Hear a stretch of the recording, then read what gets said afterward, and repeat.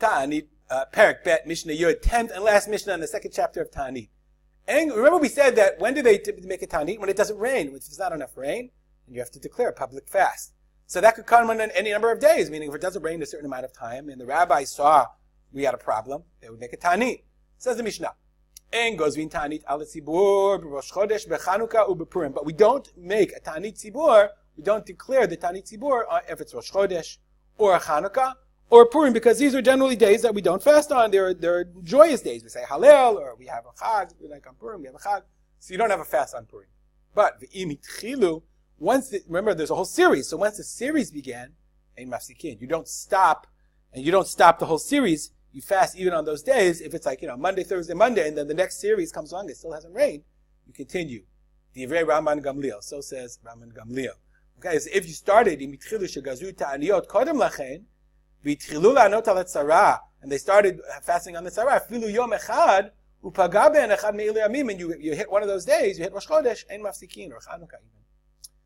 Amar Rabbi Meir, said Rabbi Meir, Afa Pisha Amar, Rabban Gamliel, ein mafsikin, even though Rabban Gamliel said, once you started this series of fasts, you don't stop, but he would even agree, they don't fast the whole day. It's very interesting, this idea of ein mashlimin. We saw it in the Kohanim, in the Anshe Mishmar.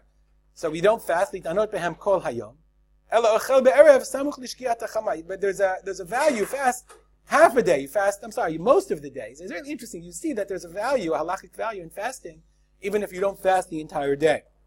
Okay? Modai Rabbi Meir she'en mashlim, you wouldn't finish the day. V'chein, similarly, Tisha B'Av shechal liyot ve'erev Shabbat.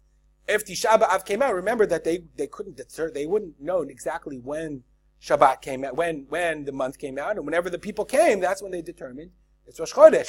So what happens if Rosh Chodesh came out on a Thursday, Friday, Shabbat, or whatever it is, Thursday or Friday, and then that means Tisha B'Av came out on a Friday, so they fast on Friday. So, but if you fast on Friday, that's a problem of Kavod Shabbat, because you're going into Shabbat starving. So similarly, even Tisha B'Av, you're supposed to break your fast before Shabbat comes in. So we don't pass in that way. Okay, so today, the way the calendar comes out, Tisha B'Av never comes out on Erev Shabbat. The only fast I think that can come out on Erev Shabbat is Asara B'Tevet, I think. Whatever. Nonetheless, the Ein Halakha Rabbi Meir, we don't pass in like Rabbi Meir, Mit'anim Umashlemim. We fast the whole day. V'chein Tisha B'Av shechal liyot Erev Shabbat Mit'anim Umashlemim. The same thing is true on Tisha B'Av. We actually, if Tisha B'Av ever came out on a Friday, we would fast the whole day. Stop here and dedicate our learning to the memory of my father, Rav Sid Rabbi Yitzchak Kalman. Have a great day.